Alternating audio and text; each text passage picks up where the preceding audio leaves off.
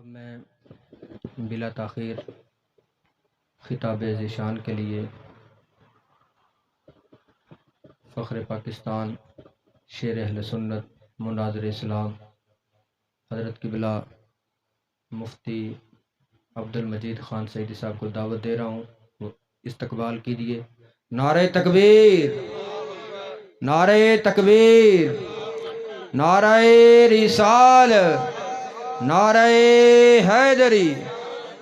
الحمد للہ وکفا والصلاة والسلام علی سید الرسل وخاتم الانبیاء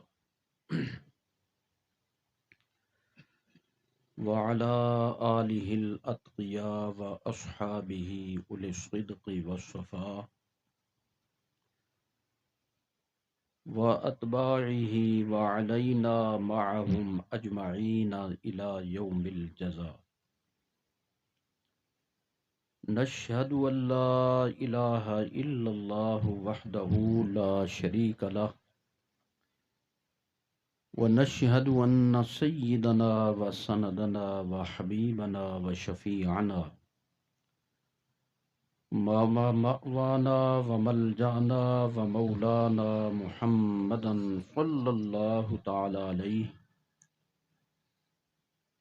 الله تعالى عليه وعلى آلہ وصحبہ وبارک وسلم عبدہ ورسولہ۔ اما بعد فقد قال اللہ تعالی فی الکلام المجید والفرقان الحمید۔ بسم اللہ الرحمن الرحیم۔ الف لام میم۔ اللہ لا الہ الا هو الحی القیوم۔ صدق اللہ العظیم وبلغنا رسوله النبی الکریم ونحن علی ذلک لمن الشاہدین والشاکرین والحمد للہ رب العالمین۔ یہ ڈیک ایک چلائیں، دوسرے ڈبلنگ ہو رہی ہے، صحیح نہیں ہے۔ ایک چلائیں، ایک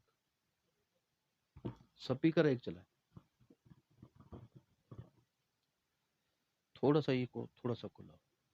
دروشی پڑھ لیجئے سب حضرات۔ اللہم صلی وسلم وبارک علی حبیبک وآلہ وصحبہ اجمعین عدد خلقک ورضاء نفسک وزنت عرشک ومداد کلماتک۔ الصلاة والسلام علیک یا رسول اللہ، الصلاة والسلام علیک یا حبیب اللہ۔ با آواز بلند پڑھیے۔ الصلاة والسلام علیک یا سید المرسلین، الصلاة والسلام علیک یا شفیع المذنبین وعلی آلک واصحابک یا رحمت للعالمین۔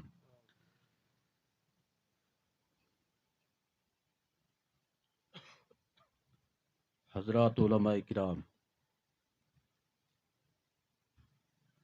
عزیز طلباء، سامعین محترم، حاضرین مکرم، برادران مسلک،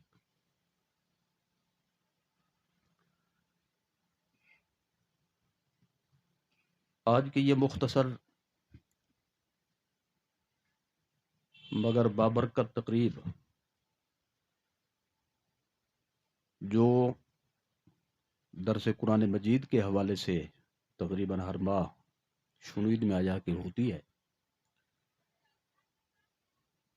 لیکن آج کی اس تقریب میں بنیادی مقصد جو ہے وہ ہے ہمارے مسلک کے مجاہد علامہ قاری محمد سلیم صاحب اور ان کے صاحبزادہ گرامی مولانا محمد آصف سلیم سعیدی صاحب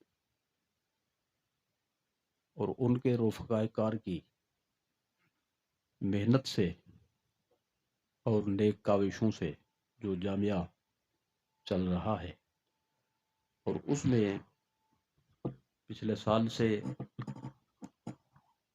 درس نظامی کا اجرا کیا گیا ہے۔ تو آج جو ہے نئے سال کے حوالے سے، کیونکہ مدارس کا جو نیا سال ہوتا ہے وہ شوال سے شروع ہوتا ہے، شوال کے مہینے میں، تو درس نظامی کی کلاس کا نئے سال کے حوالے سے آغاز ہے۔ تو اس میں مختلف اسباق ہوتے ہیں، مختلف علوم و فنون کے۔ مجھے یہ فرمایا گیا ہے کہ برکت کے لیے اور جاری معمول پر عمل کرتے ہوئے، چونکہ جس کلاس کا اجرا ہے اس میں ترجمہ قرآن شریف بھی ہے، تو جتنا قرآن شریف کا اس میں چند پارے، اس میں کچھ حصہ اس کا رکھا گیا ہے قرآن مجید کا، جو چند پارے ہیں، ان میں سے پہلی سورت جو ہے وہ ہے سورت آل عمران۔ تو مجھے یہ فرمایا کہ سبق کا آغاز بھی ہو جائے اور درس قرآن بھی اسی حوالے سے ہو جائے۔ تو میں سب سے پہلے طلباء سے عرض کروں گا کہ وہ چند لفظ جو ہے نا اس سورت کے تبرکن پڑھ لیں اور ان کا ترجمہ بھی پڑھ لیں، پھر میں چند فوائد اس حوالے سے اور چند مسائل اس سورت کے حوالے سے عرض کروں گا۔ بسم اللہ الرحمن الرحیم۔ جو کلاس کے شرکاء ہیں وہ بالخصوص پڑھیں، بسم اللہ الرحمن الرحیم۔ الصلاۃ والسلام علیک یا رسول اللہ وعلی آلک واصحابک یا حبیب اللہ۔ بسم اللہ الرحمن الرحیم۔ ترجمہ میں یہ ہوتا ہے کہ ایک ایک لفظ کا یا ایک ایک لفظ کا جو معنی ہوتا ہے وہ سمجھنا ضروری ہوتا ہے۔ پہلے لفظی ترجمہ کیا جائے اور اس کے بعد ان کو ملا کر پورے الفاظ کا ترجمہ کیا جائے، تو وہ لفظی ترجمہ بھی ہوتا ہے، پھر بامحاورہ ترجمہ بھی ہوتا ہے۔ تو سب سے پہلے لفظی ترجمہ اس کا کیا جائے تو پڑھیے، بے کا معنی ساتھ، اسم کا معنی نام، لفظ اللہ ہی، اسم جلالت، یعنی اللہ تعالیٰ کا جو اسم گرامی ہے، بنیادی نام اللہ، تو اس کو کہتے ہیں اسم جلالت۔ اور حضور نبی کریم صلی اللہ علیہ وسلم کا جو اسم کریم آئے گا اسے کہیں گے اسم رسالت۔ تو لفظ اللہ ہی، اسم جلالت۔ الرحمانی، الف لام بمعنی الذی، اور الذی کا معنی ہوتا ہے وہ جو۔ رحمانی صیغہ صفت مشبہ برائے مبالغہ۔ صفت مشبہ کی گردان آپ حضرات نے پڑھی ہوگی، کچھ الفاظ کچھ صیغے ہوتے ہیں جو مبالغہ کا معنی دیتے ہیں اس میں۔ تو رحمان کا معنی ہوگا بہت بڑا مہربان، رحمان کا معنی بہت بڑا مہربان۔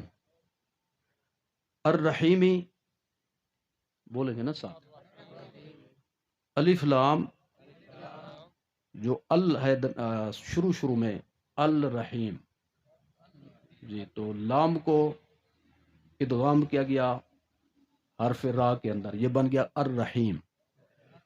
الف لام بمعنی الذی،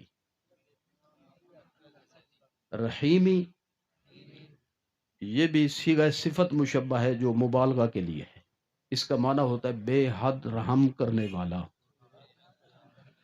تو ایک بار پھر کہیے، بے کا معنی ساتھ، اسم کا معنی نام، لفظ اللہ ہی، اسم جلالت۔ الرحمانی، اب ہم مختصر ترجمہ کریں گے، یعنی جو ہم نے اس میں محاورے میں لانا ہے. بہت بڑا مہربان، الرحیم بے حد رحم فرمانے والا. اب اس کو ملائیں گے، پہلے لفظی ترجمہ ملائیں گے. اللہ بہت بڑے مہربان، بے حد رحم فرمانے والے کے نام سے یا نام کے ساتھ. کے ساتھ کو سے بھی کہہ سکتے ہیں اپنے محاورے کے مطابق. تو یوں بھی کہہ سکتے ہیں اللہ رحمان رحیم کے نام سے.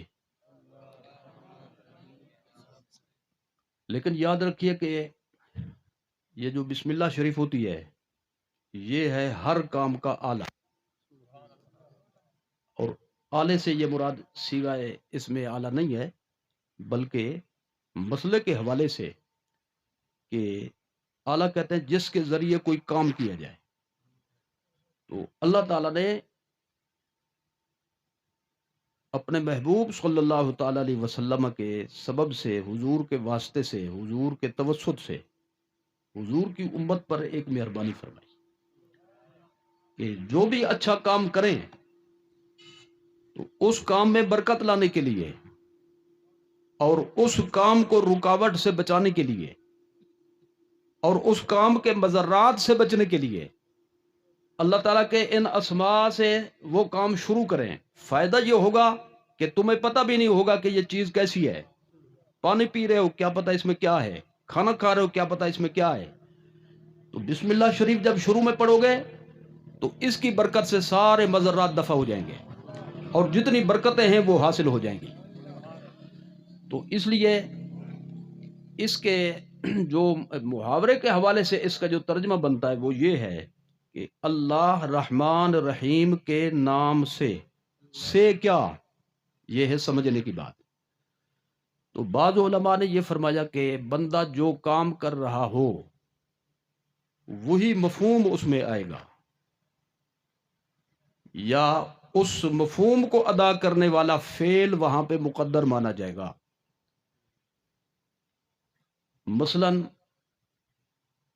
کوئی بندہ پانی پی رہا ہے تو پھر کیا ہوگا، مفہوم کیا بنے گا، بسم اللہ الرحمن الرحیم اشربو. اللہ رحمان رحیم کے نام سے میں پی رہا ہوں. اور اگر کوئی چیز کھا رہا ہو تو پھر کھانے کا معنی دینے والا جو فعل ہے وہ شروع میں مقدر مانا جائے گا. مثلا عبارت بن جائے گی بسم اللہ الرحمن الرحیم آکلو، اللہ رحمان رحیم کے نام سے میں کھاتا ہوں. اٹھ رہا ہے بسم اللہ پڑھتا ہے تو ہوگا اقومو، اللہ رحمان رحیم کے نام سے میں کھڑا ہوتا ہوں. بیٹھتا ہے تو پھر بنے گا اقعدو یا اجلسو، اللہ رحمان رحیم کے نام سے میں بیٹھتا ہوں. اب اتنے صیغے کس بندے کو یاد ہوں گے؟ یہ تو پوری لغت عرب پر بندہ دسترس حاصل کرے اور ذخیرہ الفاظ جمع کرے تو پھر اس کو پتہ چلے گا کہ بھی کس کام کے لیے کون سا لفظ استعمال ہوتا ہے. لہذا آسانی کے لیے ایک لفظ ایسا چنا گیا جو سارے مفاہیم کو ادا کرے، اور وہ ہے ابتدئو. ابتدئو اس کا معنی ہوتا ہے میں شروع کرتا ہوں. اللہ رحمان رحیم کے نام سے میں شروع کرتا ہوں. کھانا ہے تو اس کا شروع، پینا ہے تو اس کا شروع، پڑھنا ہے تو اس کا شروع، اٹھنا ہے تو اس کا شروع، بیٹھنا ہے تو اس کا شروع، اور بات کرنی ہو تو اس کا شروع. تو اس لیے آسانی کے لیے ایک لفظ اس کے لیے چنا گیا جو تمام مفہوم بات پر حاوی ہو، اور وہ ہے ابتدئو یا اشراؤ. یہ لفظ ایسا ہے، یہ صیغہ ایسا ہے جو تمام مفاہیم کو ادا کرتا ہے. اچھا، اب یہاں پر ایک بات جو ذہن نشین کرنے کے قابل ہے، ضروری ہے، وہ یہ ہے کہ ہمارے بزرگوں نے جو بسم اللہ شریف کا ترجمہ کیا، الحمدللہ ایسا ترجمہ کیا کہ ایمان افروز اور باطل سوز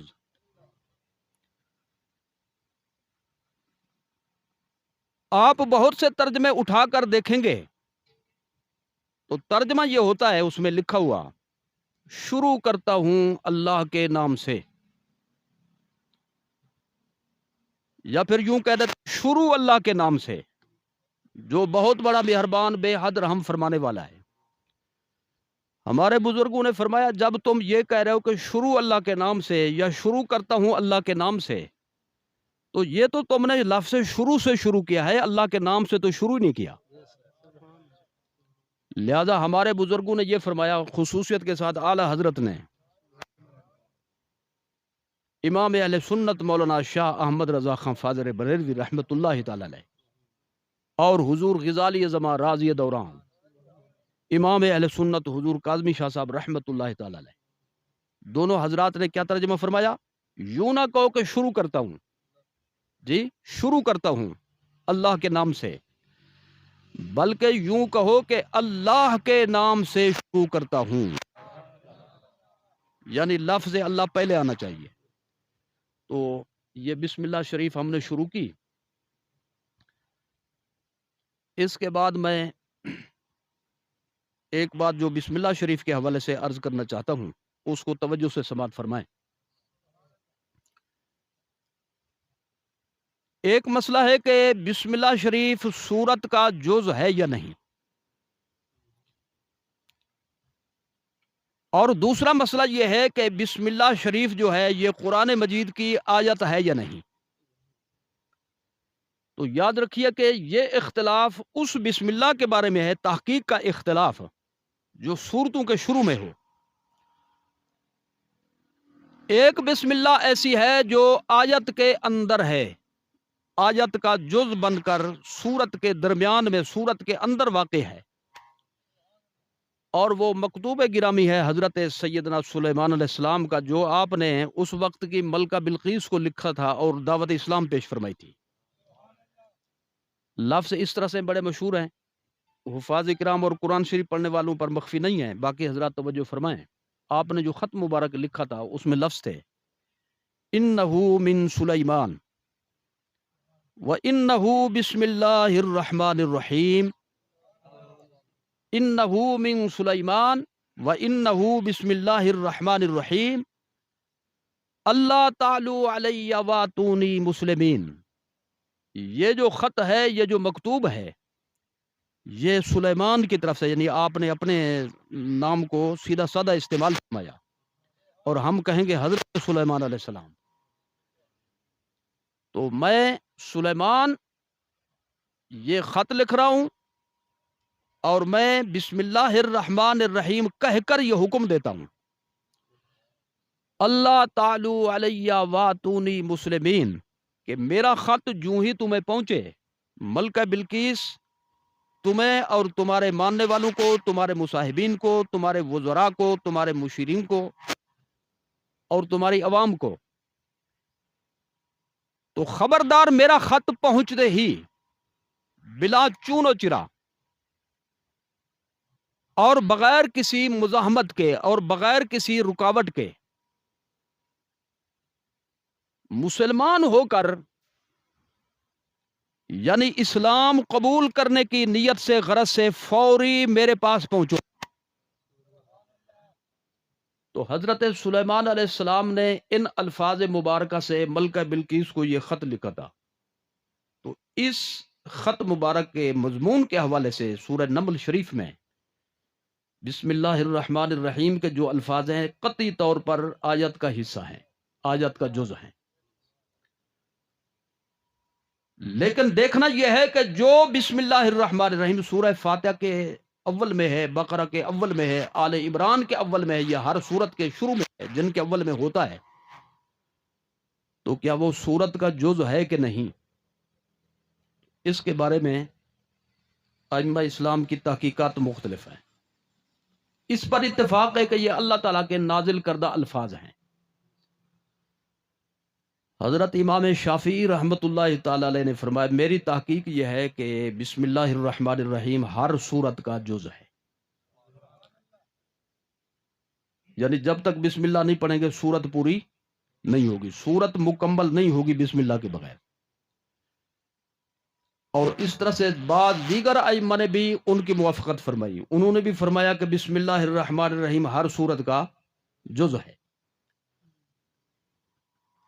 لیکن سب سے بڑی تحقیق اس امام کی ہے جو سب سے بڑا امام ہے، امام اعظم حضرت امام اعظم ابو حنیفہ رحمۃ اللہ تعالی علیہ، اپنے دور میں خصوصیت کے ساتھ دیگر ائمہ مجتہدین سے عمر میں بھی بڑے، علم میں بھی بڑے، نیکی اور تقوی کے حوالے سے بھی بڑے، حتیٰ کہ امام شافعی رحمۃ اللہ تعالی علیہ جن کا قول آپ نے سنا، آپ یہ فرماتے الناس فی الفقہ عیال علی ابی حنیفہ، جب قرآن و سنت کو سمجھنے کی بات آئے گی، تفقہ فی الدین کے حوالے سے بحث چلے گی کہ سب سے پہلے فہم فی الدین کا ملکہ کس کو زیادہ حاصل ہے، تو فرمایا میں یہ کہتا ہوں کہ امام ابو حنیفہ کی حیثیت گھر کے سربراہ کی ہے، اور باقی جتنے علماء ہیں وہ ان کے آگے طفل مکتب ہے، وہ ان کے خرچے پہ پلنے والے، علمی خرچے پہ پلنے والے بچے ہیں۔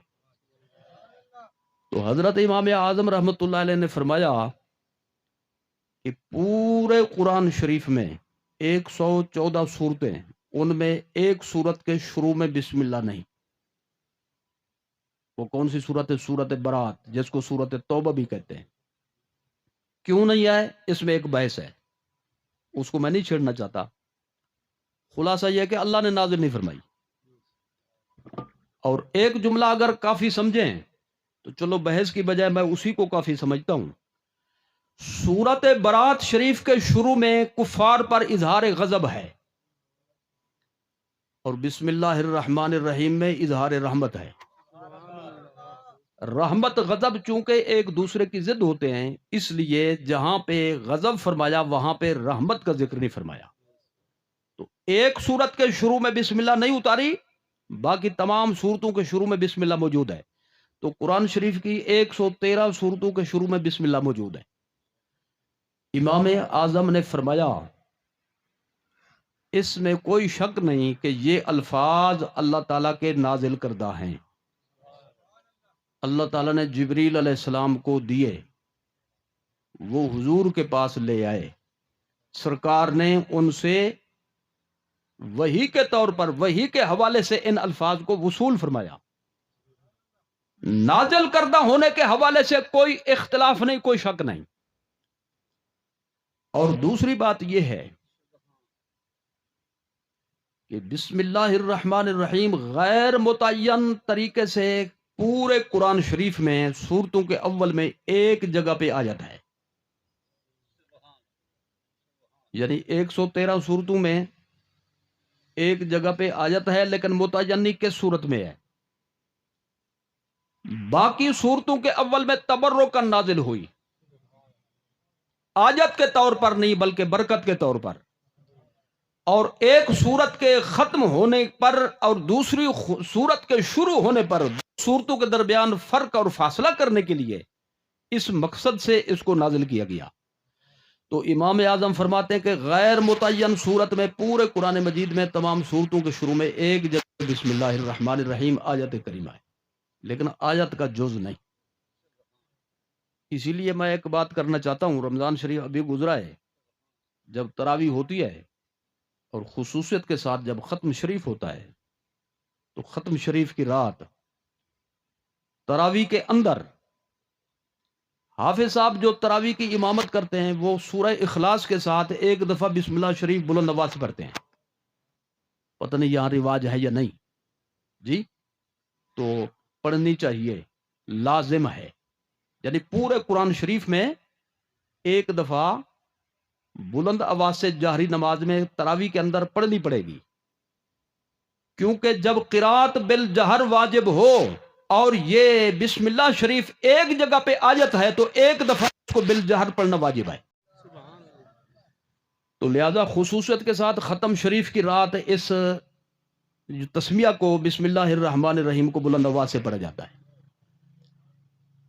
میں یہاں پر مختصر بات عرض کرنا چاہتا ہوں، ایک جملہ، کہ اس کی دلیل کہ بسم اللہ الرحمن الرحیم کسی صورت کا جز نہیں، امام اعظم رحمۃ اللہ تعالی علیہ کے بے شمار دلائل میں سے ایک دلیل یہ ہے، صحیح بخاری مسلم میں یہ حدیث موجود ہے، حضرت انس فرماتے ہیں رضی اللہ تعالیٰ عنہ، جلیل القدر صحابی، 10 سال حضور کی خدمت کرنے والے خوش نصیب جلیل القدر صحابی حضرت انس بن مالک رضی اللہ تعالیٰ عنہ، وہ فرماتے ہیں میں نے رسول اللہ صلی اللہ علیہ وسلم کے پیچھے نمازیں پڑھیں، حضرت ابو بکر صدیق کے پیچھے پڑھیں، حضرت عمر فاروق کے پیچھے پڑھیں، حضرت عثمان غنی کے پیچھے پڑھیں مدینہ طیبہ میں، تو رسول اللہ صلی اللہ علیہ وسلم جب بالجہر قرات شروع فرماتے تھے اور صدیق اکبر جب جہری نماز میں قرات شروع فرماتے تھے، اسی طرح فاروق اعظم اور حضرت عثمان غنی تو بسم اللہ سے نہیں شروع فرماتے تھے بلکہ شروع فرماتے تھے الحمدللہ رب العالمین۔ یہ اس بات کی دلیل ہے کہ بسم اللہ شریف سورت کا جز نہیں، اگر جز ہوتی تو رسول اللہ صلی اللہ علیہ وسلم اس کی قرات بھی بالجہر فرماتے، اس کو آہستہ پڑھنا اور قرات کو بالجہر الحمدللہ رب العالمین کے الفاظ سے شروع کرنا اس بات کی دلیل ہے کہ بسم اللہ کسی سورت کا جز نہیں۔ تو یہ ایک مختصر بات تھی جو میں نے آپ کو نوٹ کرائی۔ اس کے بعد اگلی بات جو میں عرض کرنا چاہوں گا، اگلے لفظ ہیں الف لام میم، پڑھیے الف لام میم۔ اس کے بارے میں چند الفاظ لائق غور ہیں اور قابل ذکر ہیں، لائق سماعت ہیں۔ ایک بات یہ ہے کہ یہ قرآن شریف کی آیت ہے، اس سورت کی آیت ہے، اور جس بھی سورت کے شروع میں ہو عموماً وہ آیت ہوتی ہے۔ کچھ جگہوں پہ آیت کا جز بن کر آئے ہیں یہ حروف، لیکن عموماً یہ حروف جو ہیں یہ ایک مستقل آیت ہوتے ہیں۔ یہاں پر دو چیزیں ہیں، ان کا معنی ہوتا ہے کہ نہیں، تو یہ تو اٹل بات ہے کہ قرآن بے معنی کلام نہیں، کیونکہ جو چیز بے معنی وہ عبث ہوتی ہے، وہ فضول ہوتی ہے، اور اللہ کا کلام معاذ اللہ عبث و فضول ہے، یہ تو ممکن ہی نہیں ہے، لہذا ان کا معنی یقیناً ہوتا ہے۔ اب رہی یہ بات کہ معنی اس کا کیا ہے، تو میں ایک اصول یہاں پہ بتانا چاہتا ہوں۔ قرآن مجید کی جتنی آیتیں ہیں الحمد سے لے کر والناس تک، ان کی دو قسمیں ہیں، آیات محکمات اور دوسری قسم ہے آیات متشابہات۔ ذرا بولیں گے تھوڑا سا، آیات محکمات اور آیات متشابہات، اور حسن اتفاق کہ یہ تفصیل خود اسی صورت میں موجود ہے۔ دیکھیے اس صورت کی آیت نمبر 7، پہلا ہی رکوع ہے جو ہم نے شروع کیا ہے، والذی انزل علیک الکتاب منہ آیات محکمات ہن ام الکتاب واخر متشابہات۔ قرآن مجید کی آیات کی دو قسمیں ہیں، محکمات اور متشابہات۔ محکمات کا مطلب ہوتا ہے، میں اس کا خلاصہ ترجمہ عرض کر دیتا ہوں، صاف معنی والی آیتیں، یعنی اگر ترجمہ بندہ جانتا ہو تو پڑھ کر پتہ چل جائے اس کو بھی اللہ کیا فرما رہا ہے۔ سننے والا بندہ اگر جانتا ہو تو سن کر فیصلہ کر لے کہ اللہ نے کیا فرمایا۔ ایک چھوٹی سی مثال پیش کرتا ہوں، وَأَقِيمُوا الصَّلَاةَ وَآتُوا الزَّكَاةَ، نماز قائم کرو، زکوٰۃ ادا کرو۔ اب ان لفظوں کو سننے کے بعد ہم نے سن لیا، سب نے سن کر یہ سمجھ لیا کہ اللہ تعالیٰ ہمیں یہ حکم فرما رہا ہے نماز بھی تم نے ادا کرنی ہے اور زکوٰۃ بھی ادا کرنی ہے۔ یہ ہو گئی محکمات، محکمات میں سے یہ آیت ہو گئی۔ دوسری ہے متشابہات۔ متشابہات کا معنی یہ ہوتا ہے کہ جن کا معنی واضح نہ ہو، لفظوں سے جن کا معنی صاف نہ ہو، ان کی پھر دو قسمیں ہیں۔ متشابہات کی پھر دو قسمیں ہیں۔ ایک قسم یہ ہے کہ ان کا لفظی ترجمہ ہوتا ہو، لیکن وہ لفظی ترجمہ اللہ تعالیٰ کی مراد نہ ہو، لفظی ترجمہ ہوتا ہو لیکن وہ اللہ تعالیٰ کی مراد نہ ہو، یعنی یہ نہیں کہہ سکتے کہ جو ترجمہ ہے اللہ یہی فرمانا چاہتا ہے۔ اگر ترجمہ اس کی مراد ہو پھر تو وہ محکم ہو گئی، متشابہ نہ رہی۔ تو لہذا متشابہات کی ایک قسم یہ ہے کہ ترجمہ تو ہوتا ہو لیکن وہ ترجمہ اللہ تعالیٰ کی مراد نہ ہو، اور دوسری قسم وہ ہے کہ ڈکشنری میں جس کا ترجمہ ہی نہ ملتا ہو، جن کا ترجمہ نہیں ملتا ان کو کہتے ہیں مقطعات، حروف مقطعات۔ جیسے اس سورت کے اول میں آپ نے پڑھا الف لام میم، یہ کون سی قسم ہے؟ حروف مقطعات۔ ان کا ترجمہ ہو سکتا ہے اللہ کے نزدیک ہے، اللہ کے محبوب کے نزدیک ہے، لیکن ڈکشنری کے اندر یہ ترجمہ نہیں ملے گا۔ تو لہذا متشابہات کی ایک قسم وہ ہوئی کہ ترجمہ ہی نہ ملتا ہو ڈکشنری کے اندر، لغت عرب کے اندر، اور دوسری قسم یہ ہے کہ ترجمہ تو ہوتا ہو لیکن وہ ترجمہ اللہ تعالیٰ کی مراد نہ ہو۔ مثلا میں ایک مثال پیش کرتا ہوں، اللہ تعالیٰ نے فرمایا فَإِنَّكَ بِأَعْيُنِنَا، میرے محبوب آپ تو ہماری آنکھوں کے سامنے رہتے ہیں، میرے محبوب آپ تو ہماری آنکھوں کے سامنے رہتے ہیں۔ اب اعین کا جو ترجمہ ہے وہ ہے آنکھیں، لیکن یہ اللہ کی مراد نہیں ہے، کیونکہ اگر مراد یہی آنکھ ہو تو اس کے لیے سر چاہیے، اس کے لیے جسم چاہیے، اور جسم ہوتا ہے محدود، جو محدود ہو وہ خدا ہو سکتا ہی نہیں۔ جی اللہ جسم سے پاک، جسمانیات سے پاک اور جسمانی کیفیات سے پاک، لہذا لفظی ترجمہ اس کا اعین کا آنکھیں تو بنتا ہے لیکن اللہ کی یہ مراد نہیں کہہ سکتے۔ جب مراد کی بات آئے گی بھی اللہ نے اس سے کیا مراد لیا، ہماری آنکھوں کے سامنے ہو آپ، اس موقع پر ہم یہ کہیں گے ترجمہ تو یہی ہوتا ہے لیکن اللہ کی مراد یہ ترجمہ نہیں، جو اس کی مراد ہے ہمارا اس پر ایمان ہے۔ تو یہ متشابہات کی جی دو قسمیں ہو گئیں، ایک وہ ترجمہ ہی نہ ہوتا ہو، دوسرا ہے کہ ترجمہ تو ہوتا ہو لیکن وہ اللہ تعالیٰ کی مراد نہ ہو۔ اسی ضمن میں ایک بات عرض کرنا چاہتا ہوں، ایک گروپ پیدا ہو گیا ہے جو یہ کہتا ہے اللہ تعالیٰ عرش پر بیٹھا ہوا ہے، اور اس کے لیے وہ آیتیں پڑھتا ہے۔ ایک آیت پیش کرتا ہے الرحمن علی العرش استوى، اللہ تعالیٰ عرش پر بیٹھ گیا، بیٹھنے کا وہ ترجمہ کرتا ہے۔ اس کا مختصر اور سیدھا سادہ جواب یہ ہے کہ یہ آیت متشابہات سے ہے۔ کیا ہے جی؟ متشابہات سے ہے۔ استوا کا لفظی ترجمہ اگر بیٹھنا کوئی کر ہی دے تو اس کا فیصلہ کیا ہوگا شرعی؟ کہ ترجمہ اگرچہ لفظی ترجمہ یہی ہو لیکن اللہ تعالیٰ کی یہ مراد نہیں، اور آپ غور فرمائیں گے تو آپ پر یہ بات روز روشن کی طرح نکھر کر سامنے آ جائے گی، یہ ترجمہ ہو سکتا نہیں بیٹھنے کا۔ اللہ عرش پر بیٹھ گیا، میں دعوت فکر دینا چاہتا ہوں، جو بیٹھے گا ضروری ہے جس چیز پر بیٹھے وہ اس سے بڑی ہو یا اس کے برابر ہو، ورنہ وہ گر پڑے گا۔ جی ورنہ وہ گر پڑے گا۔ اب کرسی پر بیٹھتے ہیں تو کرسی آپ سے بڑی ہوتی ہے، جی سٹول پر بیٹھتے ہیں تو اتنا ہوتا ہے جس پر آپ بیٹھ سکتے ہیں، یا جس پر کوئی بیٹھے یا تو اس سے بڑی ہو یا اس کے برابر ہو کم از کم۔ تو اگر کہو کہ بھئی عرش اللہ تعالیٰ کے برابر ہے تو ایک ہستی اور بھی ماننی پڑ گی جو اللہ کے برابر ہے، یہ تو شرک ہے۔ جی اور اگر کوئی اللہ سے وہ بڑا ہے تو پھر اللہ سے بڑی چیز بھی آ گئی، تو جو اللہ سے بڑی ہو وہ بھی اللہ سے بڑا اللہ بن گئی، وہ پھر اللہ ایک تو نہ رہا۔ جی معاذ اللہ۔ اور سب سے بڑی بات یہ ہے کہ ایک جملے میں یہ بحث مکمل ہو جاتی ہے کہ ہمیں یہ بتایا جائے کہ عرش بعد میں بنا یا شروع سے اللہ تعالیٰ کے ساتھ ہے۔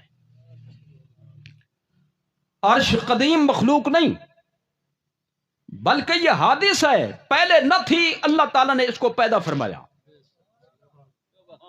عرش اللہ تعالیٰ کی مخلوق ہے، اللہ تعالیٰ کی پیدا کردہ چیز ہے۔ اگر احادیث کا مطالعہ کریں تو اس کی تخلیق تیسرے نمبر پر ہوئی، عرش کی تخلیق تیسرے نمبر پر پہلے دو چیزیں پیدا ہو چکی تھیں، یہ تیسری جگہ پہ اس کی پیدائش ہوئی۔ سب سے پہلے اللہ تعالیٰ نے اپنے محبوب کے نور کو پیدا کیا، اس کے بعد اللہ نے پانی کو پیدا کیا، اور پانی کو پیدا فرمانے کے بعد عرش کو پیدا فرما کر اس کو پانی پہ رکھ دیا۔ تو یہ تیسرے نمبر کی مخلوق ہے۔ تو جو لوگ یہ ترجمہ کرتے ہیں اللہ عرش پہ بیٹھ گیا، ان سے یہ پوچھو کہ جب تک عرش نہیں تھا اللہ کہاں بیٹھتا تھا، یہ بتا دو، بحث ہی مکمل ہو جائے گی۔ لہذا بیٹھنے کا ترجمہ ہی غلط ہے، تو کیا معنی کریں گے؟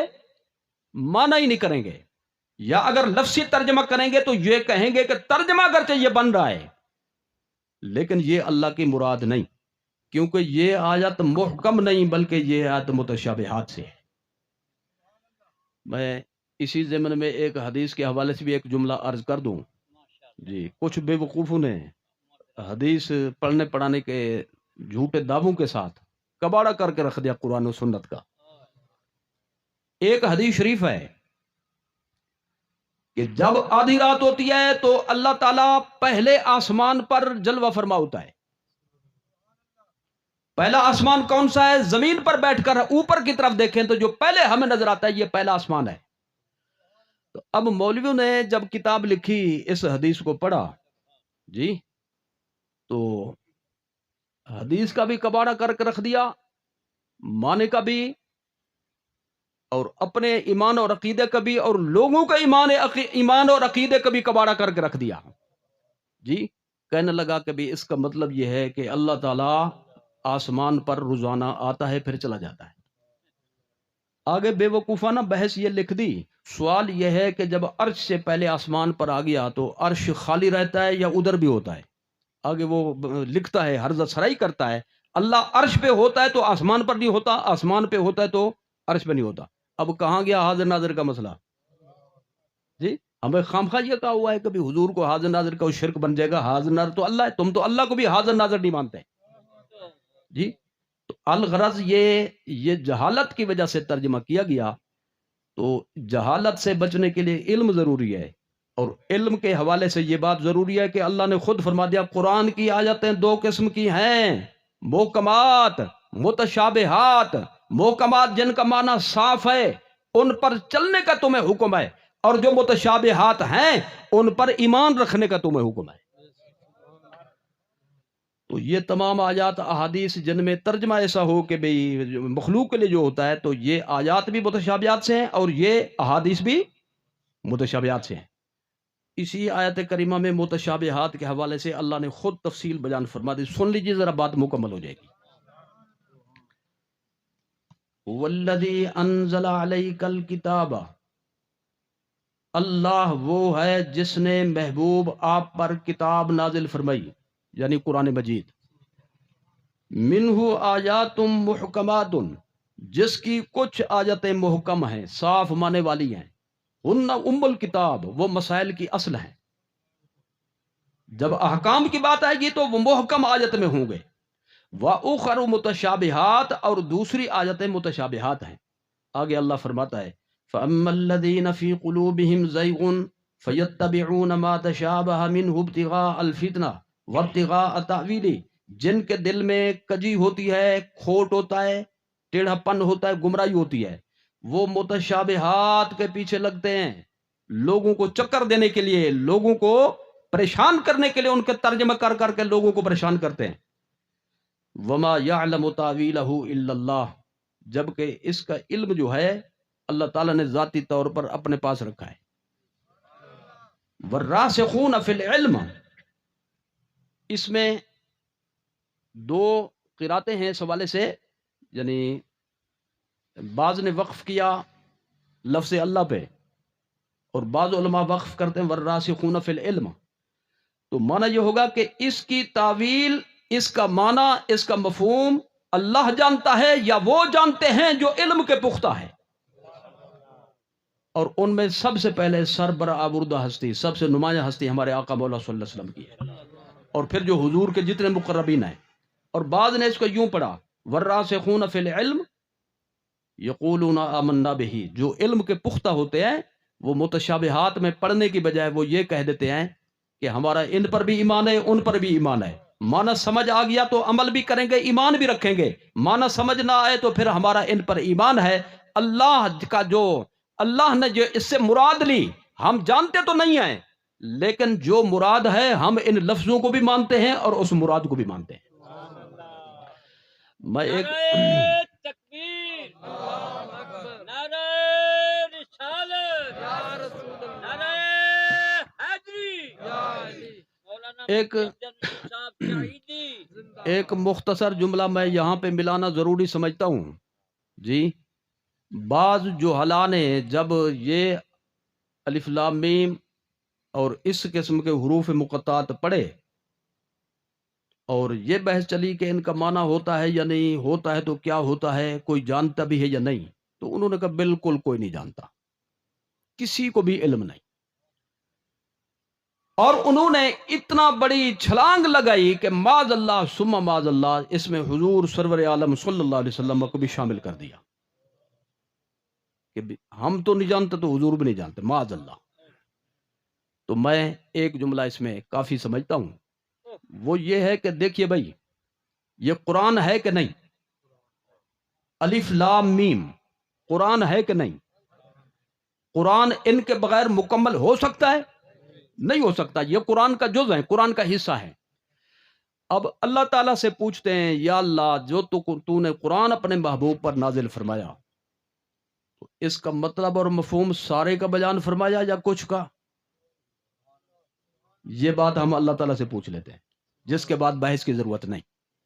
آئیے سورۃ قیامہ میں اللہ نے فرمایا، قیامت میں اس لیے رکھا تاکہ اللہ ڈرائے لوگوں کو، قیامت سے ڈرو، میری پیشی ہونی ہے، آنا ہے میرے دربار میں، میری بارگاہ میں، بندے بن کر آنا، میں نے تم سے حساب لینا، غلط مانے نہ کرنا، میرے محبوب کی گستاخی اور توہین والے مانے نہ کرنا. تو سورۃ قیامہ میں اس مسئلے کو رکھ کر اللہ تعالیٰ نے یہ مسئلہ بھی ساتھ سمجھایا، اشارہ فرما دیا. اللہ کیا فرماتا ہے؟ فَإِذَا قَرَأْنَاهُ فَاتَّبِعْ قُرْآنَهُ، میرے محبوب جب ہم قرآن شریف کے الفاظ آپ کو پڑھ کر سنائیں، یعنی جبریل کو درمیان میں رکھ کر، جبریل بحیثیت استاد نہیں آتے حضور کی خدمت میں، اگر بحیثیت استاد آتے تو اللہ پڑھنے کی نسبت اپنی طرف نہ فرماتا.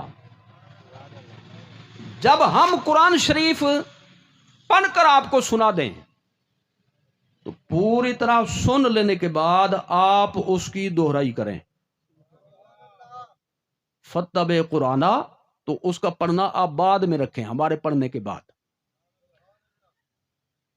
ہوتا یوں تھا کہ رسول اللہ صلی اللہ تعالی وسلم جب قرآن شریف سنتے حضرت جبریل علیہ السلام سے تو فر فر پڑھنا شروع فرما دیتے. ادھر ان کی زبان سے لفظ نکلا، ادھر سرکار کی زبان مبارک سے ادا ہوا. تو اللہ نے فرمایا لا تحرک بہ لسانک لتعجل بہ، اتنا جلدی کاہے کیا ہے جی؟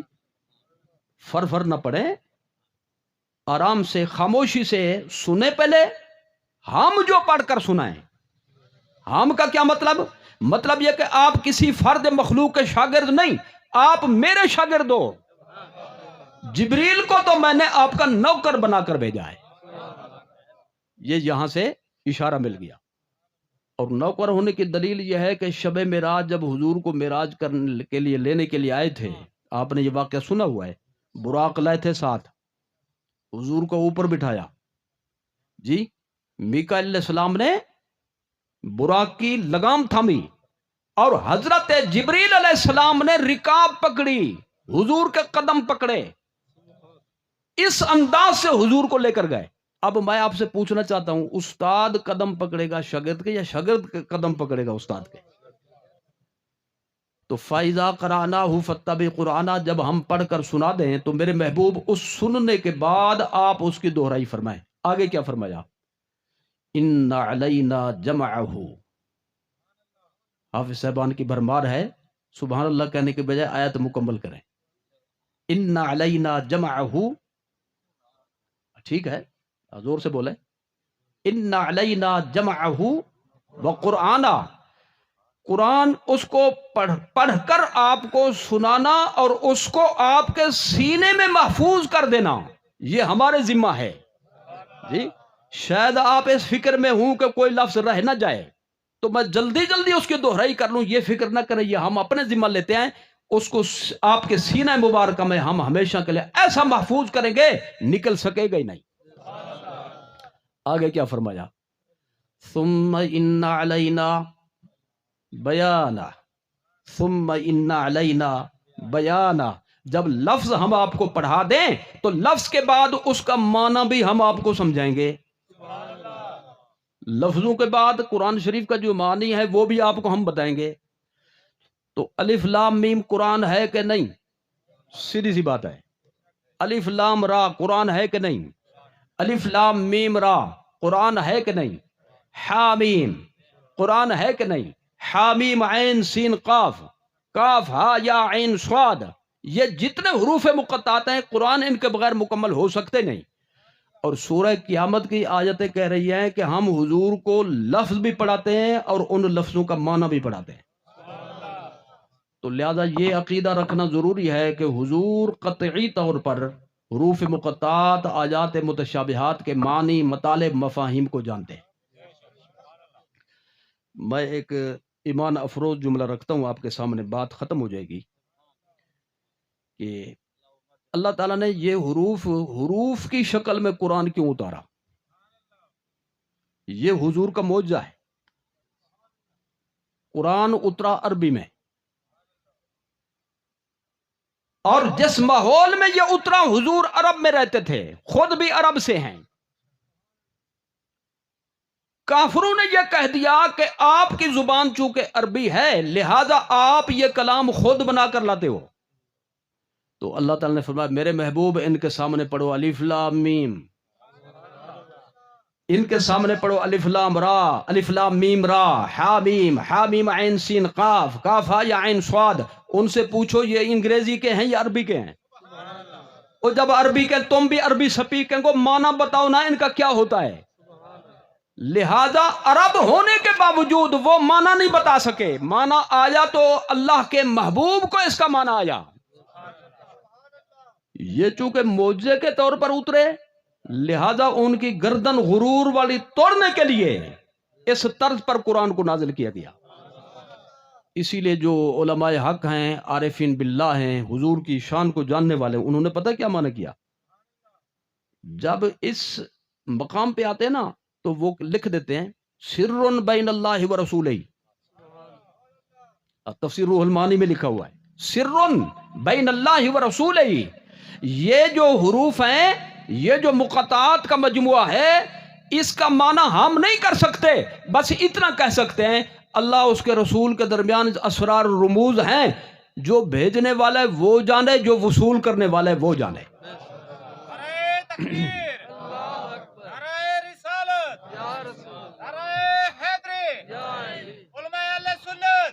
صاحب روح المعانی نے تو آگے اتنا بھی لکھ دیا لا یعرفہ احد بعد رسول اللہ صلی اللہ علیہ وسلم الا الاولیاء. حضور کے بعد اولیاء کاملین کے علاوہ ان کا معنی کوئی جان سکتا ہی نہیں. لو جی، لوگ تو کہتے تھے پتہ نہیں حضور کو بھی پتہ یا نہیں. صاحب روح المعانی بغداد شریف میں عرب میں کتاب لکھ گئے قرآن کی تفسیر، اور وہ فرماتے ہیں اولیاء کرام کو بھی حضور کے در سے، نسبت سے، حضور کے قرب کی برکت سے حروف مقطعات کا معنی بھی آتا ہے، تفسیر بھی آتی ہے، مفہوم بھی آتا ہے. یہ ہوگی جی الف لام میم کی بات. ٹائم ختم ہو گیا تو میں رک جاؤں؟ نہیں، جو موقع ہے نا اس حوالے سے جی ہاں.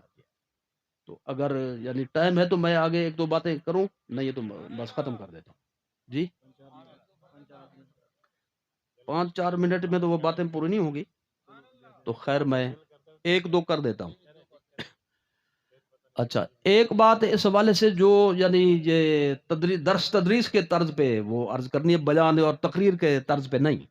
تو ایک بات اس حوالے سے یہ ذہن نشین فرمائے کہ سورت آل عمران جو ہے اس کے اوپر دیکھیں قرآن شریف کھول کر لکھا ہوگا مدنیتن. سورت آل عمران مدنیتن لکھا ہوا ہے. اچھا سورہ فاتحہ کے اوپر دیکھیں اس پر لکھا ہوگا سورۃ الفاتحہ مکیۃ. تو مکی اور مدنی کیا ہوتے ہیں اس کو بھی سمجھنا ضروری ہے. بعض حضرات یہ کہہ دیتے ہیں مکی وہ آیت سورت جو مکے میں اتری ہو اور مدنی وہ آیت سورت جو مدینے میں اتری ہو. لیکن یاد رکھیے کہ اس کی تفصیل میں 3 قول ہیں. علماء تفسیر نے 3 تحقیقیں پیش فرمائی. ایک یہ ہے کہ مکی وہ آیت یا سورت جس میں اہل مکہ سے خطاب ہو، یعنی گفتگو ہو، کلام ہو، وہ ہوگی مکی. اور مدنی وہ ہوگی جس میں اہل مدینہ سے خطاب ہو. بعض دوسرے علماء نے فرمایا کہ ہماری تحقیق کے مطابق مکی وہ ہے جو مکہ میں اترے، مدنی وہ ہے جو مدینہ میں اترے. لیکن علماء کے ایک طبقے نے تحقیق فرمائی اور اس معنی کو بیان فرمایا، اور امت کے علماء کی اکثریت نے اسی پر اعتماد فرمایا. نہ خطاب کی بات ہے نہ جگہ پر اترنے کی بات ہے. فرمایا مکی وہ ہے جو حضور کی ہجرت سے پہلے اتری ہو. حضور کی ہجرت سے جہاں بھی اتری ہو، یہ معنی بنتا ہے. مکہ شہر میں اترا یا شہر سے باہر اترے، ہجرت سے پہلے اتری تو وہ مکی ہے، اور اگر ہجرت کے بعد اتری تو وہ مدنی ہے. اگرچہ مکے میں بھی اترے، جی ہجرت کے بعد اترے تو وہ کیا ہوگی؟ مدنی ہوگی، اگرچہ مکہ شریف میں بھی اتری ہو.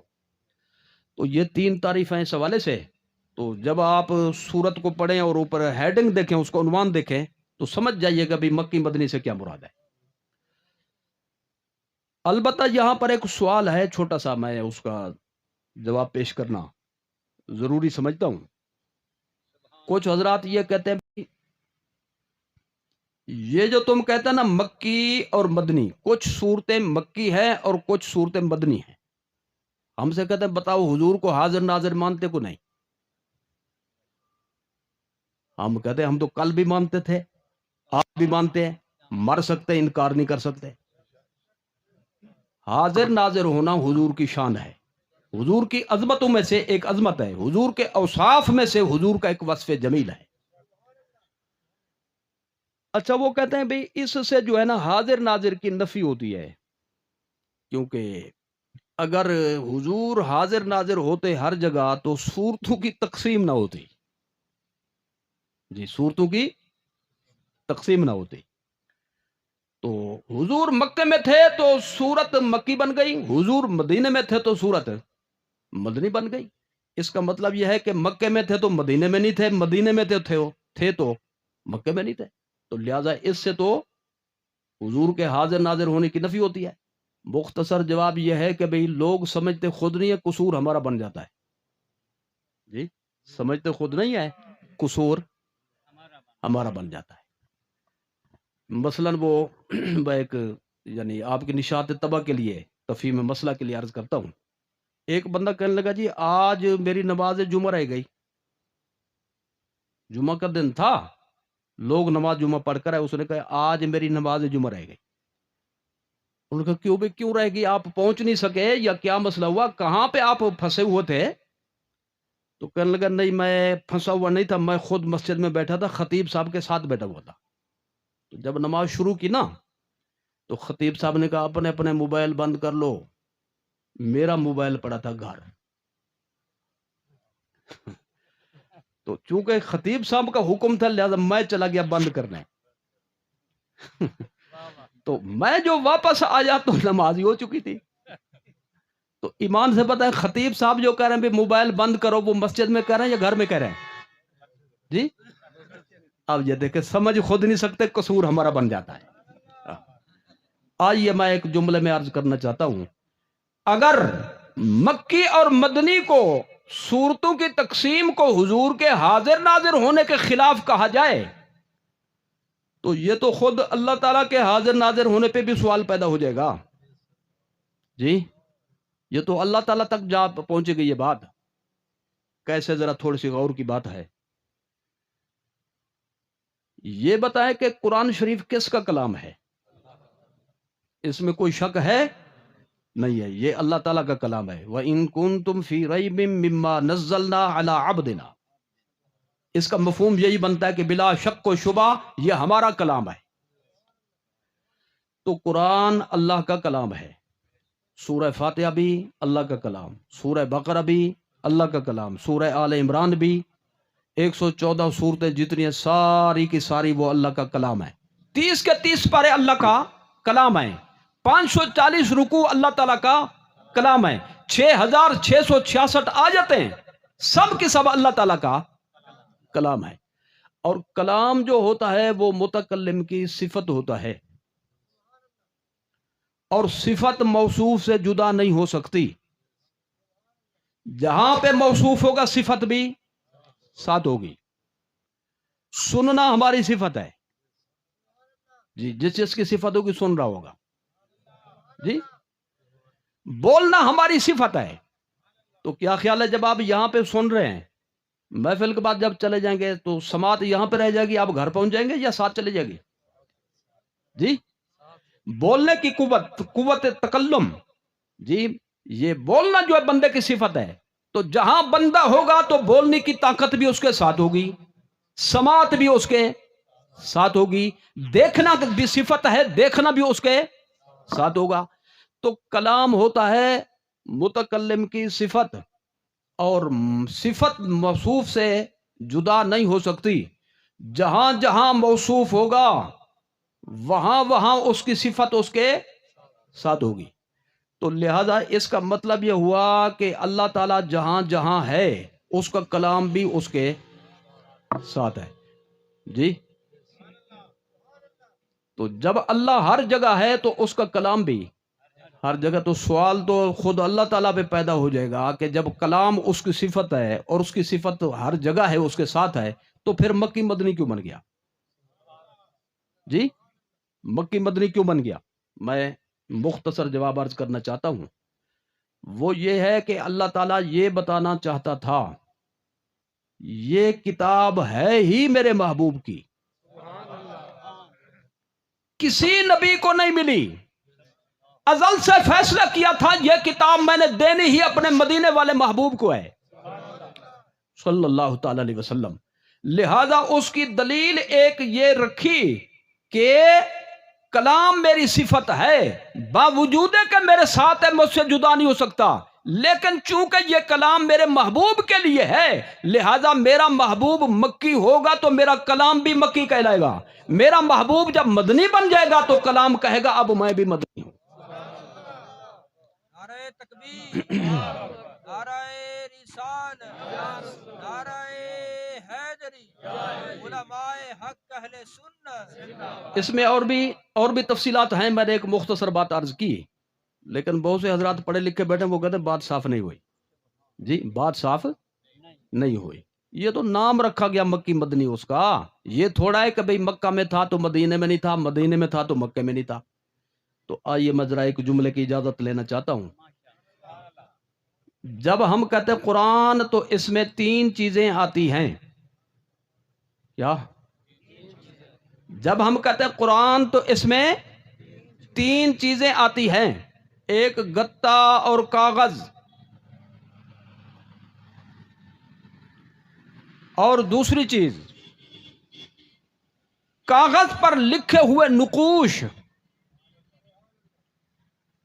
یعنی تحریر جس کو ہم اپنی آنکھوں سے دیکھتے ہیں اور جس کو ہم زبانوں سے پڑھتے ہیں، تلفظ کرتے ہیں، اور تیسری چیز ہے ان نقوش کے پردے میں جو نور ہے، نقوش کے پردے میں جو نور ہے۔ کاغذ اور گتا یہ بھی قرآن کہلاتا ہے، اور جو نقوش ہیں تحریر ہے یہ بھی قرآن کہلاتی ہے، اور جو ان نقوش کے پردے میں ان کے پیچھے جو نور ہے در حقیقت اللہ کا کلام ہے وہ۔ لہذا آپ ذرا غور فرمائیں، حضور کی حیثیتیں بھی 3 ہیں، بشریت، روح مبارک اور نور مبارک جی۔ بشریت مبارکہ، روح مبارک اور حضور کا نور مبارک. اور قرآن جو حضور پر اترا اس کی بھی 3 حیثیتیں ہیں: کاغذ، گتا، نقوش، تحریر. اور اس تحریر اور نقوش کے پیچھے جو موجود نور ہے اللہ کا کلام نفسی. تو اب ذرا توجہ فرمائیے، جب ہم حضور کو مکی مدنی کہتے ہیں تو اس سے مراد حضور کا جسم مبارک ہوتا ہے. جسم مبارک کی حیثیت مراد ہوتی ہے. مکی ہونا حضور کے جسم کی صفت، مدنی ہونا بھی حضور کے جسم کی صفت. روح مبارک کی صفت نہیں، حضور کے نور مبارک کی صفت نہیں. اسی طرح کہہ دیجئے کہ جب ہم صورتوں کو مکی مدنی کہتے ہیں تو جو نقوش ہیں، جو تحریر ہے، ان کو مکی مدنی کہتے ہیں. ان کے پیچھے جو چھپا ہوا نور ہے وہ کسی زمانے سے مقید نہیں، کسی مکان میں مقید نہیں، وہ بلا قید مکان اللہ تعالیٰ کے ساتھ ہے. اس کو مکی مدنی، پاکستانی، عربی، اجمی نہیں کہہ سکتے. یعنی ایک حیثیت ہے نور والی قرآن کی، وہ مکی بھی نہیں، وہ مدنی بھی نہیں، وہ عربی بھی نہیں، وہ اجمی بھی نہیں.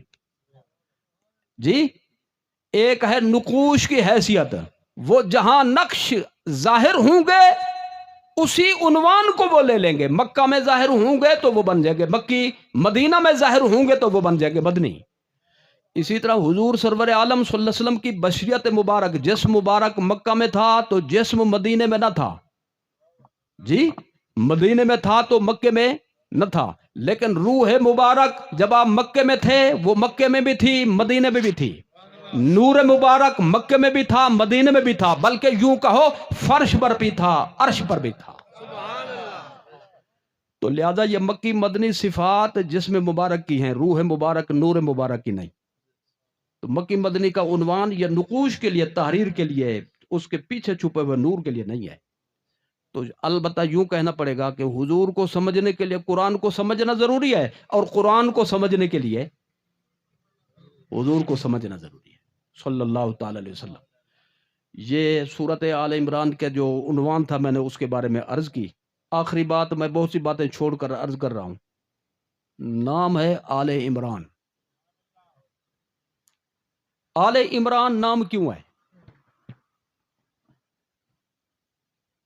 اس کا یہ نام اس کی ایک آیت میں موجود ان الفاظ سے لیا گیا ہے: ان اللہ اصطفیٰ آدم و نوحا و آل ابراہیم و آل عمران علی العالمین. اللہ نے چن لیا آدم کو، نوح کو، ابراہیم کی آل کو، عمران کی آل کو، علی العالمین. جی اپنے اپنے دور میں یہ تمام زمانے کے لوگوں سے یہ افضل ہستیاں تھیں. یہ اس کا مفہوم ہے، کیونکہ حقیقی معنی ہو تو پھر حضور سے بھی افضل بن جائیں گے، ایسا تو ہے نہیں. لہذا العالمین سے مراد ہے عالمی زمانے ہم، اپنے زمانے والوں سے افضل. تو آل عمران کے الفاظ سے اس سورت کا نام لیا گیا ہے. یہ نام کیوں لیا گیا؟ آل کون ہے، عمران کون ہے، اس کو بھی سمجھنے کی ضرورت ہے. یہ اس درس کا حصہ ہے. پچھلے زمانے میں عمران 2 ہستیوں کا نام ہے. ایک حضرت موسیٰ علیہ السلام کے والد ماجد کا نام ہے عمران. بولیے. حضرت سیدنا موسیٰ علیہ السلام کے والد ماجد کا نام مبارک ہے عمران. اور دوسرا نام ہے حضرت عیسیٰ علیہ السلام کی والدہ ماجدہ کے والد ماجد کا نام، یعنی ان کے نانا جان کا نام. تو یہاں پہ جو اس صورت میں مراد ہے وہ ہے حضرت مریم کے والد ماجد، حضرت عیسیٰ علیہ السلام کے نانا جان. ان کا قصہ خصوصی طور پر اس صورت میں موجود ہے. بلکہ یہ سورت جو ہے اس کی ابتدائی 80 آیتیں، کتنی؟ 80 آیتیں عیسائیوں کے رد میں اتریں، جو ہمارے آقا مولا صلی اللہ تعالی علیہ وسلم سے حضرت عیسیٰ علیہ السلام کے بارے میں مناظرہ کرنے کے لیے آ گئے تھے. تو ماشاءاللہ یہ مناظرہ کرنے والوں کو چیلنج بازی یہ بھی پرانی چیز ہے جی، ادھر بھی ہوتے ہیں ادھر بھی ہوتے ہیں. تو مناظرہ کرنے کے لیے رسول اللہ صلی اللہ علیہ وسلم کے پاس پورا گروپ آیا تھا نجران کے عیسائیوں کا. تو رسول اللہ صلی اللہ تعالی علیہ وسلم نے فرمایا اچھا ہے کہ مسلمان ہو جاؤ. کہنے لگے جی ہم آپ سے پہلے اسلام لا چکے ہیں، یعنی ماننے کے بجائے کے بحث شروع کر دی. حضور نے فرمایا تم اس دعوے میں جھوٹے ہو کیونکہ تم عیسیٰ علیہ السلام کو معبود مانتے ہو، اور جو غیر خدا کو معبود مانتا ہو وہ مسلمان کیسے ہو سکتا ہے؟ رسول اللہ صلی اللہ علیہ وسلم نے ان کو باتیں سمجھائیں. فرمایا یہ بتاؤ کہ حضرت عیسیٰ علیہ السلام اپنی والدہ ماجدہ کے بطن پاک میں رہے کہ نہیں رہے؟ کہنے لگے رہے. تو فرمایا جو حمل میں رہے وہ خدا کیسے ہوتا ہے؟ وہ کھاتے پیتے تھے یا نہیں؟ تناول فرماتے تھے یا نہیں؟ پانی نوش فرماتے تھے یا نہیں؟ کہنے لگے سب کچھ ہوتا تھا. تو فرمایا کھانے پینا یہ مخلوق کی صفت ہے، خالق کی صفت نہیں. اچھا ایک عجیب بات انہوں نے یہ کہہ دی، چلو اللہ نہ سی، اللہ کا بیٹا صحیح جی، اللہ کا بیٹا صحیح. تو حضور نے فرمایا یہ بھی غلط ہے. وہ کہنے لگے کیسے غلط ہے؟ اگر وہ اللہ کے بیٹے نہیں تو ان کے باپ کا نام بتائیں. یہ کیسے ہو سکتا ہے کہ باپ کے بغیر بیٹا پیدا ہو جائے؟ حضور نے فرمایا میں ایسی چیز دکھاتا ہوں جس کی ماں بھی نہیں، جس کا باپ بھی نہیں ہے. تو بتاؤ وہ کس کا بیٹا ہے، وہ کس کی اولاد ہے؟ کہنے لگے ایسی نظیر پیش کرو. فرمایا حضرت آدم علیہ السلام جی، نہ ان کا باپ ہے نہ ان کی ماں ہے. تو جس کا باپ نہ ہو وہ خدا کا بیٹا ہے، تو جس کی ماں بھی نہیں، جس کا باپ نہیں، اس کو کس کا کہو گے؟ خیر یہ ان لوگوں کا رد ہے اسی میں. اور چونکہ وہ کہتے تھے ہم عیسیٰ علیہ السلام کو مانتے ہیں، ان کے خاندان کو ماننے والے ہیں، تو اللہ تعالیٰ نے ان کا واقعہ بیان فرما کر ان عیسائیوں کی تردید فرمائی کہ تم نہیں ان کے وارث، تم نہیں ان کے امین، ان کے معارف کو قبول کرنے والے، تسلیم کرنے والے، لہذا مسلمان کہلانے کا حق تمہیں اس وقت پہنچتا ہے جب دل و جان سے میرے محبوب کے غلام بن جاؤ. تو چونکہ آل عمران کے حوالے سے پورا واقعہ موجود ہے اور اس کے حوالے سے عیسائیوں کی تردید موجود ہے، اس واقعے کی بنیاد پر اس سورت کا نام بن گیا سورت آل عمران. چلو یہ ایک جملہ میں سب سامعین کے حوالے سے عرض کر دوں. اس سورت کے پڑھنے کی فضیلت حضور سرور عالم صلی اللہ علیہ وسلم کی احادیث طیبہ کے ذخیرہ میں موجود ہے. حضور نے ارشاد فرمایا، صحیح مسلم میں یہ حدیث موجود ہے، اقرؤوا الزہراوین. حضور نے فرمایا دو چمکیلی صورتیں پڑھا کرو، جو دو روشن منور صورتیں زیادہ پڑھا کرو، تلاوت کیا کرو ان کی. سورۃ البقرۃ و سورۃ آل عمران. وہ روشن منور بلکہ منور جی، وہ چمکیلی، وہ نور بھری وہ صورتیں وہ کون کون سی ہیں؟ فرمایا ایک سورہ بقرہ ہے، ایک سورۃ آل عمران ہے. رسول اللہ صلی اللہ علیہ وسلم نے اس کی تفصیل بیان فرمائی. آپ نے فرمایا قرآن مجید کو قیامت کے دن لایا جائے گا اس کی اصل شکل میں جو قیامت کے دن متعین ہے. جب قرآن مجید اللہ تعالیٰ کی بارگاہ میں آئے گا، اس کو مخلوق کے سامنے ظاہر کیا جائے گا، تو فرمایا کہ سب سے آگے جو دو صورتیں ہوں گی یہی دو صورتیں ہوں گی، سورہ بقرہ اور سورہ آل عمران. اب یہاں پر دو روایتیں ہیں. ایک تو یہ کہ ایسے لگے گا جیسے بادل آ رہا ہو، اور دوسری بات ایسے آئے گا جیسے پرندوں کی ٹکڑی آ رہی ہو. پرندے جب مل کر چلتے ہیں ان کا لشکر بن جاتا ہے، اس کو کہتے ہیں پرندوں کا غول، پرندوں کا لشکر، پرندوں کی ٹکڑی. تو سرکار نے فرمایا کہ یہ پرندوں کے ٹکڑی کی شکل میں آئیں گے، یا راوی کہتا ہے کہ حضور نے فرمایا بادل کی شکل میں آئیں گے. اچھا اب ان کے بارے میں جو فضیلت حضور بیان فرمانا چاہتے تھے وہ یہ تھی، تحاجانی لِأَصْحَابِهِمَا أَوْ قَالَ لِصَاحِبِهِمَا. حضور نے فرمایا جو بندہ مسلمان حضور کا غلام ان صورتوں کو اس دنیا میں زیادہ پڑھتا ہوگا یہ دو صورتیں اس کا ساتھ دیں گی، اس کے ساتھ رہیں گی۔ اللہ تعالیٰ کے دربار میں بارگاہ میں جب بندے کی پیشی ہوگی، پیشی کے موقع پر بھی ساتھ ہوں گی۔ کیوں ساتھ ہوں گی؟ وہ کہیں گی یا اللہ جیسا کیسا بھی ہے، ہمارے ساتھ اس نے دوستی لگائی تھی، ہمیں پڑھتا تھا، ہمارے ساتھ ان کی محبت تھی، ہم تیرا کلام ہے، تیرے کلام کا حصہ ہیں، لہذا ہم اس کی شفاعت کرتے ہیں، ہمارا کہنا مان، جیسا کیسا تھا اس کو بخش دے۔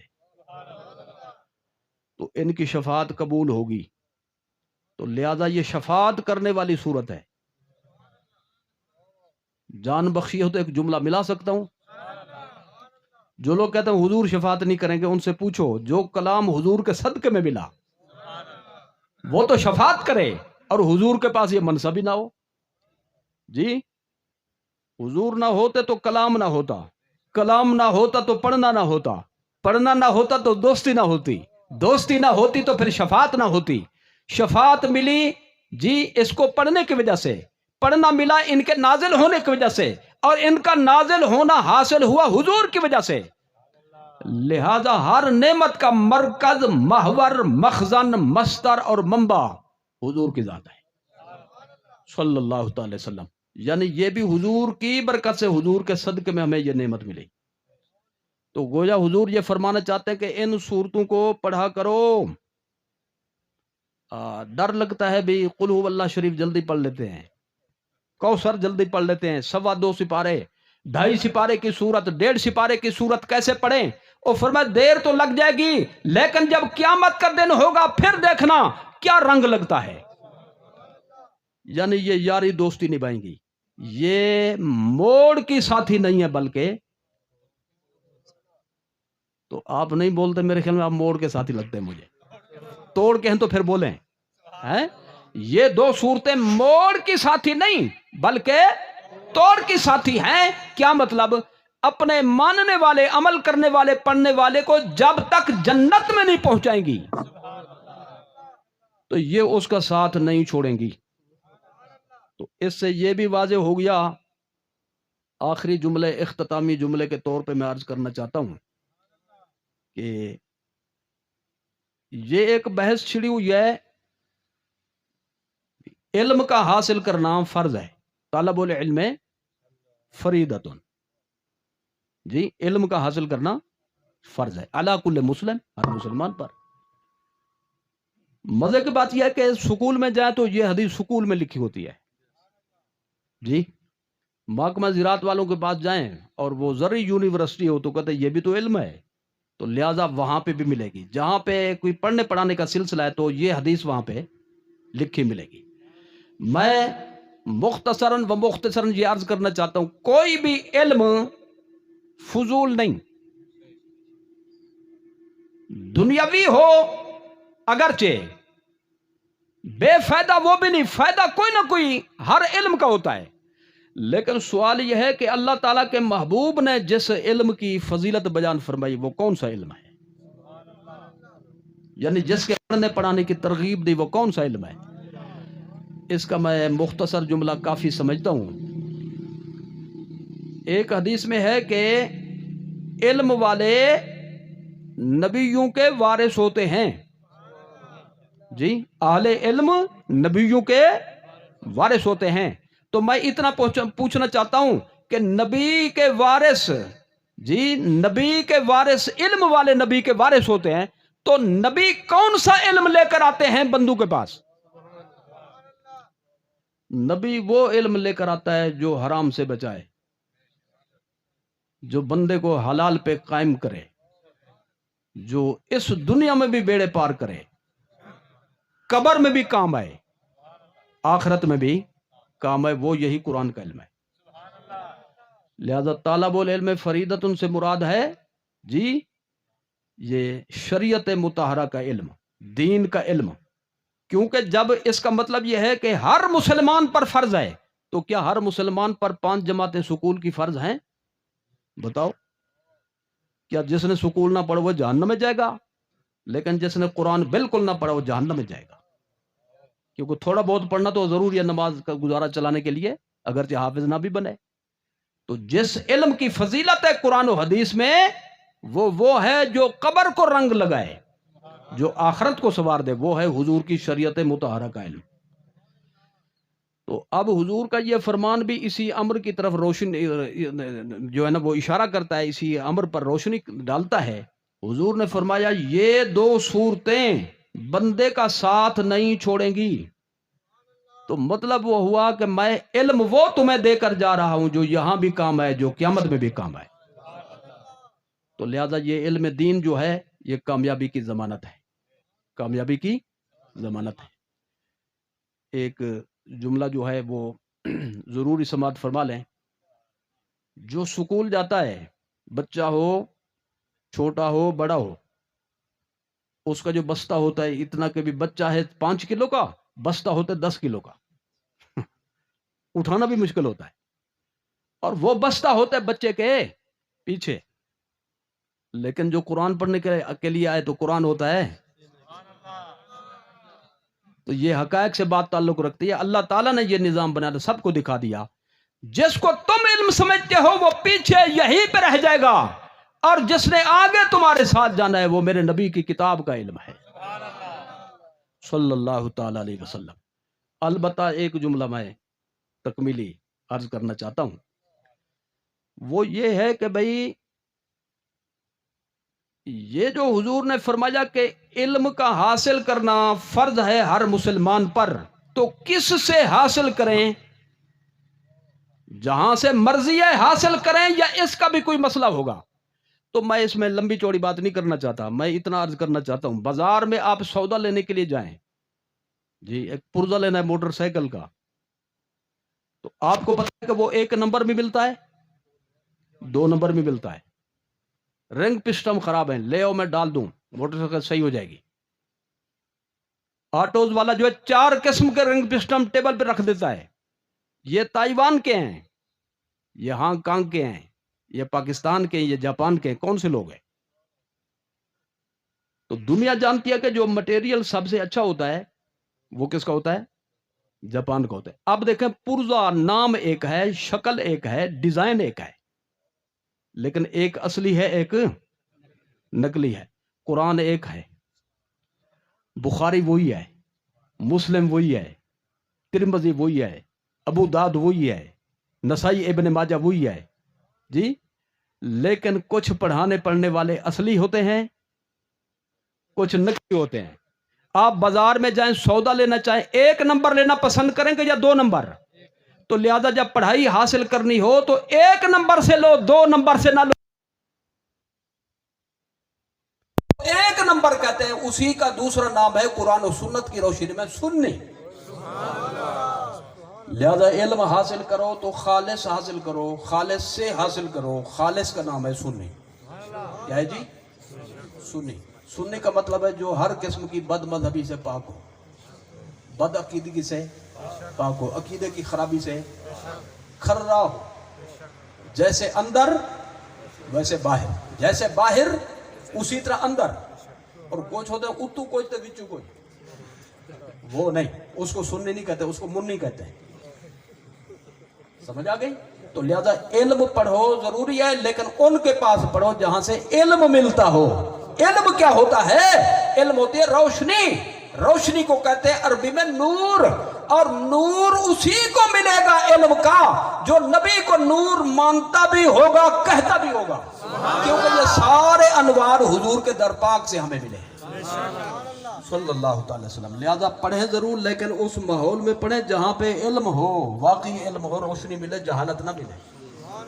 جی، پڑھنے پڑھانے کا کیا مقصد ہوتا ہے؟ بندہ جب مر جائے تو اس کے پیچھے کوئی دعا کرنے والا تو ہو، جی، چراغ جل رہا ہو پیچھے، روشنی ہو، جی۔ لیکن جب بچہ پڑھ کر آیا وہ کہتے ہیں ابے کو دعا ہی نہیں پہنچتی، جی، نانی کو پہنچے تو مانگو، دادے کو دعا کا فائدہ ہو تو اللہ سے کروں۔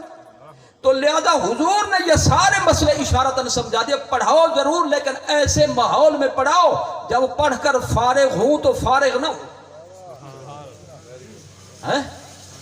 تمہارے لیے چراغ کی حیثیت بن جائیں، حیثیت لے لیں، تمہارے لیے روشنی بن جائیں۔ تم قبروں میں ہو، تمہارے لیے وہ ایصال ثواب کر کے مغفرت کی دعائیں کر کے تمہارے درجات میں اضافے کا وہ باعث بنتے رہے. اور یہ چیز کہاں پہ ملے گی؟ نہیں بولو گے تو گھنٹہ اور تقریر کرنا. کہاں پہ ملے گی؟ اہل سنت والجماعت. ہمت کرو. کہاں پہ ملے گی؟ لہذا وعدہ کریں کہ بھئی مدرسوں کو آباد کریں گے, پڑھائیں گے. 3-4 بچے ہیں بندے کے تو ایک بچہ وقف کرے قرآن و سنت کے لیے.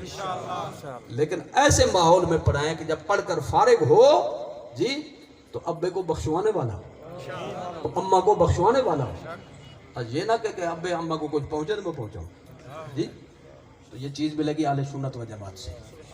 اللہ تعالیٰ سمجھنے کی توفیق عطا فرمائے, عمل کی توفیق عطا فرمائے. وما علینا الا البلاغ المبین. اللہم صلی وسلم وبارک علی نبینا محمد.